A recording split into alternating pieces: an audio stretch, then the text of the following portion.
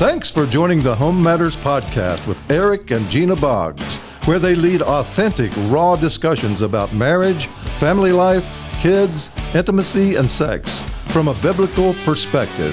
Now here's your host, Eric and Gina Boggs. Oh, welcome to HomeMatters. Here we are, number 48. We are so glad you joined us today. I know. I'm glad you're here. At work, rest, or play. Used to be a little jingle, didn't it? Am I supposed to have a rhyme to go with that? Milky Way. Oh. Milky Way. Yep. Okay. Chocolate bar. You hungry? What number is this? 48. 48. Yeah, I just said that. Yep, 48. Number 48. And, we're talking about an important subject today. What are we talking about? We're talking about enjoying your wife. Oh. Yep. I like that. I like it too. Yeah. That sounds kind of fun. Yeah, it is. And again, it's right out of the Bible. We try to hit regular here as far as your romantic relationship, your intimate relationship. You've heard us say it. We've seen through the years if people have a healthy, holy, intimate relationship, then it feeds into everything else. And so many times people just don't keep this part of their marriage what it should be.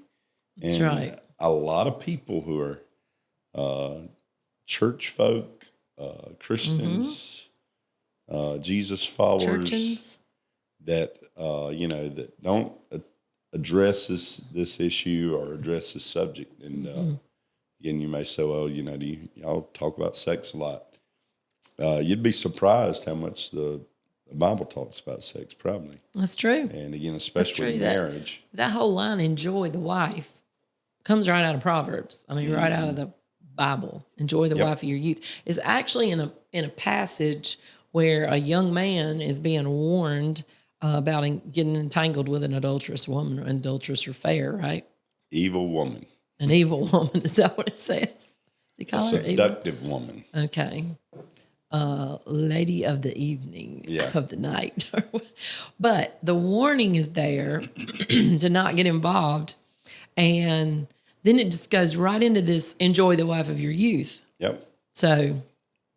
And the thing is, again, it does. I mean, there's implication there that, again, that if there's a good relationship at home, that's the thing that he's directing him to, his wife. And, again, that's something that we always say that God places such a high premium on this part of your life. That's right. That he placed it only in the marriage relationship of a husband and place, wife. That's right. And we don't make any apologies. No. We always say the Bible talks about it, so. Yeah, and there's a place of joy and pleasure. That's right. Of connection when it comes to your sexual, intimate love. That's right. In the proper place in this marriage relationship, right? Yep. And that love, that intimacy is celebrated. Yep. And the word's so clear. Let's go through some passages here. Okay. Proverbs 5. This is where the title Eric gave out there a minute ago. Proverbs 5:18 and 19 says, "Let your fountain be blessed and rejoice in the wife of your youth as a loving deer and a graceful doe." Wow. I'm not done yet. "Let her breast satisfy you at all times and always be enraptured with her love." Oh, wow. Just be carried away with her love. Let her breast is satisfy you. Oh, help him, Lord. You're getting tickled on me. Okay, Well, so. I mean, again, we read that, and again, we that's in the Bible. again, it's easy, just kind of, but again, he's saying, it's obvious that he's saying your intimate, physical relationship it should be joy there. Yeah, there should be pleasure there. Yep. And the Hebrew word for rejoice there in that passage, here's what it means: to feel happiness, joy, and delight. Yep. And it should be a place for that. Exactly. And we understand, here's one thing that when we talk about, we understand every relationship's not there. That's so true. People have been through struggles and they have difficulties physically, emotionally. Yeah. What we always encourage those, get help. That's right. If you're needing help in this place, again, ask God. Ask God to come into that part of your life. And pray about. I tell ladies pray about your intimate sexual relationship with your spouse. And God's okay with I that. say, ask God, ask others. Seek godly counsel. Godly counsel. There's the key to that. Again, it says that we That's should right. seek out that kind of counsel. So again, it's something that we should enjoy. Song of Solomon, I don't know if we want to read this all one. that, but again, it's something we read a lot of. Look at it on your getaways, own maybe and sometime. it's Chapter obvious 4. what's happening. Yeah, verse 10 to 15. I mean, they're just, the talk is crazy right there about their love. Let me pick up about verse 12. A garden encloses my sister, my spouse, a spring shut up, a fountain sealed. Your plants, an orchard of pomegranates with pleasant fruits, fragrant henna and spikenard. Yep. You want me to keep going? A well of living You water. don't have to. A stream of Again, I would living water. encourage couples to read that together. Mm-hmm. And again, the Song of Solomon is a love affair of a husband and his wife. And Right. it's with all the trickiness that comes along with that. And then there's invitations. There's that, I think that that discomfort or that vulnerability is obvious in that book. But again, it's just something that's given to And us. lives being total, and man and woman just being totally open and vulnerable. What you're talking But about it is to one it another. is a love relationship. Yeah. Yes, it is a metaphor. It is symbol, shadow and type of Christ and His God's church. love, and yeah, the for passion that us. is there, and we just encourage you to realize that passion that should be in your marriage relationship is not something that we should be hesitant about or bashful about. It should be something that we embrace and say, God created this for our marriage. It's a great gift. And Man, you can't read all that and not see that, God's intent really was that there be satisfaction. Honestly, that they're just thrilled and sustained by one another. Yeah. I'm trying to think of the right words here, okay? they're You're gonna help- enjoying one They're another. really enjoying one another. Yeah. Exactly. In their intimate relationship. Yep. So clear. Look at this, Ecclesiastes 9:9. Live joyfully with the wife whom you love all the Love days of your vain life, which he has given you under the sun, all your days of vanity. For that is your portion in life and in the labor which you perform under the sun. Man, I love all the days of your long life. Solomon, one of the wisest men that lived, right? If not the wisest. And Yeah, he says ultimately it's about following God and His principles, His truth for our life. He said everything's vain, but in the vanity of our life, in the smallness of our life, one of the things that He gives us is the enjoyment of our spouse. yeah, that relationship together. And So good. I love that he says all the days of your life. Okay, because it's the wife of your youth, but then all the days of your life, it just kind of lets us know there that look, this love relationship isn't to die out, a couple years in. The implication, even in that proverb that we read, is enjoy the wife of your youth. Yeah. The implication is maybe she's not as young She's not as young anymore. as she once was. I feel like it's talking about me right here. It's all right. Not as young. Still enjoy the wife of my as youth. I Again, was. that love relationship, even our intimate relationship, continues to grow as we age together, as we That's grow right. together.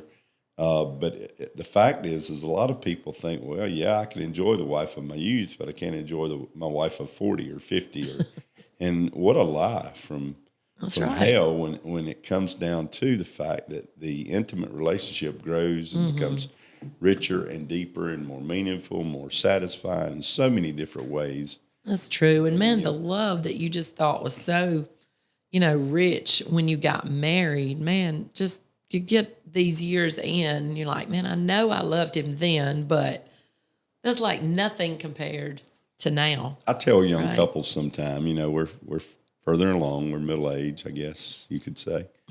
Some people pretty say I'm much, yeah. past that, but I tell them sometime I'll talk to young couples and I'll say, y'all know I know nothing. You I don't bet know that's nothing. what you I say. know that grammatically it's probably not right. I'll tell them, I say, you don't know nothing. And the reality is again, in comparison to when we first were married and our relationship, again, it was good. I mean, we had a good relationship. It's a place that God has Thank you, always Lord. blessed.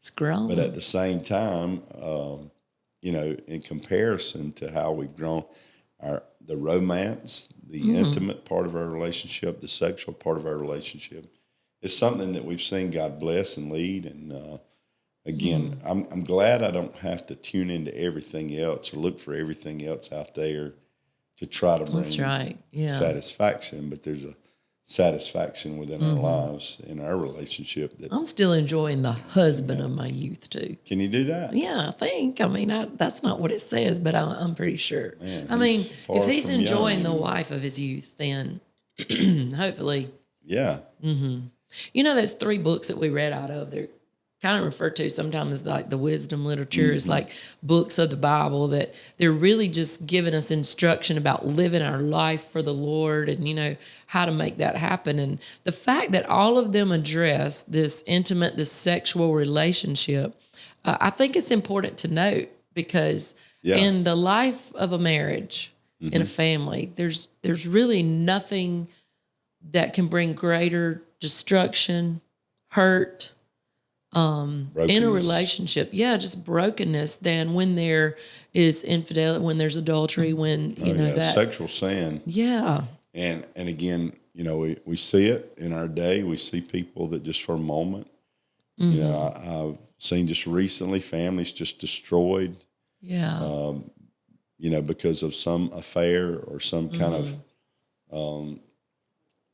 of drawing away from the relationship. And, you know, again, a big part of that, I think, is the reason, you know, that this is written about. Solomon is writing about these things is he sees the vanity and the deception of thinking there's something, you know, the grass is greener on the other side. Yeah. And we talk And he'd about a seen lot it in of his this. own family, right? Yeah. And again, you know, the thing that caused him to so much pain Right. was that he never settled. And he knew the subtlety of all the seduction about his life, all the lust about his life. And as he's growing old, he said, you know, all this stuff, he said, it comes up empty. Yeah. None of that really Vanity. satisfies. And again, so with that, again, we see that families time and again are broken because of sexual sin, your intimate life. And again, I think that's the reason, though, that we need to make sure that we keep this part. I say it all the time. I said it today already, healthy and holy. Yeah. That it is something that God has placed in our life. And we don't treat it cheap. We don't treat it as That's common. so true. Right. It's something of great value that he's given We have us. to understand that value and just realize that intimate relationship just brings such strength to the marriage, to the entire relationship. Yeah. That intimacy, that oneness, that coming together over and again, and in addition to all that, is something that's pleasurable that we're to enjoy. And again, I mean, maybe we need to say, if that is not where you are in this intimate relationship, man, God wants you to enjoy everything that he's provided for you. And we'd encourage you, again, we say it all the time, get help, right? Get some godly counsel. If it's not bringing joy, if it's not bringing strength, That's right. if it's more of a hindrance than a help, again, get the help that you need. Yeah. And again, we hit this. We've made a decision that we'll hit this regular. You know, every 2 to 3 weeks at least, we'll cover this subject. But again, the whole thing, the intimate relationship leading to the sexual relationship, I always describe it this way: if we could ever realize the premium, the value that we cherish this part of our life that God has given us, and the way God does, then I think we won't treat it cheaply. We won't treat it with contempt, but we'll always treat it as something, man, what a great gift. And God gave us this gift, and we get to enjoy it together. He's a good God, right? Yeah, he is. He's a good I thank God. God for it. Again, this sounds crazy to some people, but I thank God for sex. That's okay. Is that all right? Thank God for sex. It's a gift from him. And I know it's a taboo. I mean, there are people out there that, you know, maybe Probably already turned you off. They heard you say Christian that. or Like, what is wrong you with may that be man? a churchian or a Christian. I'm not sure. You decide that. But again, that really upsets you for me to even say that. But again, what a false how big of a fraud are we to act like this is something that doesn't matter, and that, When God and says that, so much and that about again it. that we're not supposed to enjoy. If we were not supposed to enjoy it in the marriage relationship, God shouldn't have made it such a joy, But He did, and but again, we just say that with that, again, the wisdom that God gives us is that we're careful That's right. that we don't allow this part of our life to be shared with the world, that we don't allow this part of our life to be shared with others. It's so true. It's the intimate relationship of a husband and wife. Paul told Timothy, he said, you run from it. Run from youthful lust. Isn't that the way he Run said from it? lust. Run from that youthful lust. And Get away from it. again, I know that lust can be more than just sexual, but again, it's just a reality that that we can safeguard our lives. Our marriage safeguards our life. That's so true. It that intimate relationship, I think we said it safeguards those relationships outside of marriage that can get us in so much trouble and that can bring so much harm and destruction to a family. And it safeguards our desires. So true. That if our drive and our desires in the right direction, our passions for our wife or our husband, then it safeguards all those other temptations that are out there. We live in a sexually charged world. Man, it's and everywhere. in everything. Yeah, every commercial. Can't watch TV. And commercials are unbelievable nowadays. Maybe we shouldn't. Maybe they we used shouldn't, to preach against TVs, and maybe we should. But again, all that stuff is out there. You can't use any electronics or anything that's not somehow suggestive. But again, we've been taught, the Word of God's very plain in terms of how we're taught as to how this thing should work. I think you have to go to 1 Corinthians 7. I know we bring that up a lot, but that's trouble for somebody. Oh, you think so? Yep. I mean, the instructions given there, it's in the Bible, so we got to deal with it, you know, to give ourselves to our spouse, on a regular basis, right? Yeah. And we don't not give ourselves to our spouse except for just a couple of things. Yeah, our bodies belong to each other. And again, if I'm going to enjoy the wife of my youth, then my wife has to be available. Yeah, come on, ladies and gentlemen, either way. Yeah, yes. We got to be available, that we love and we give, as I always say, as unto the Lord. Yeah.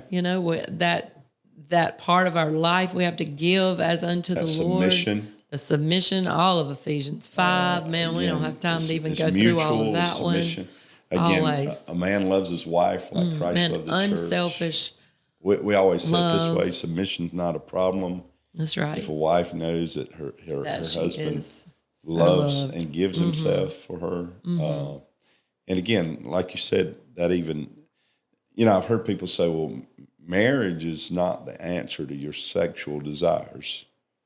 It's not, you don't just get married because you have sexual desire. And that's contrary to what Paul's saying there. Yeah. He said if you can't control your passions, then you need to get married. Up with but again, passion, then you need it to is get a married. place that God has given us to answer that desire, that drive that is in us. And that God-given desire. Yeah, we're just on this campaign that we somehow get married couples to allow the passion and the love and the intimacy and the sexuality So true. to be ignited in the marriage bed instead of everywhere else. God help us. I feel like I could preach right now.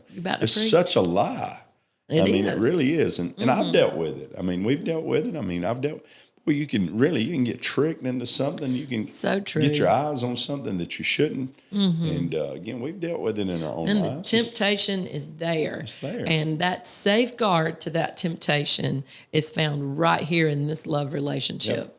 So, man, the better this is, the better we are at fighting that temptation that the enemy puts in front of you. So, man, think back how amazing, incredible, at the very beginning, how in love, the passion you had. I remember the first, when we first started seeing each other. It was a while back now, but I still remember just a little bit. How crazy, I kind of fell for her, and she was crazy about me. And again, nurtured that. Get married first few years, and it kind of gets stale, Yeah. dull, boring. And, then we come Just through kind of this done with it. crisis, and this is renewed. And from that, everything we have now. But again, there was a value that we found because That's so true. The woman I fell in love with, I'm still in love with today. And love her more than I ever have. She's not in her youth, but I'm enjoying the wife of my youth. Still enjoying. I enjoy her more than I did when she was. Hey, the beginning was just a glimpse, just a hint of what God has for you. So, That's right. man, almost 37 years in now. Keeps getting better. Yeah. God bless you. Enjoy. Hey, we hope you share Home Matters with other people. Yeah, and do again, that, please. tell them, say, if you want to hear somebody talk about sex from a biblical perspective, I would ask you to share this episode because it doesn't get near enough exposure when it comes to God's word and dealing with this issue. And if we're going to ever see sex God's way, we've got to get back to the word. Somebody's got to speak to it. And we've got to honor marriage. Yeah. Hey, we love you. Home Matters. Every day. See you next time.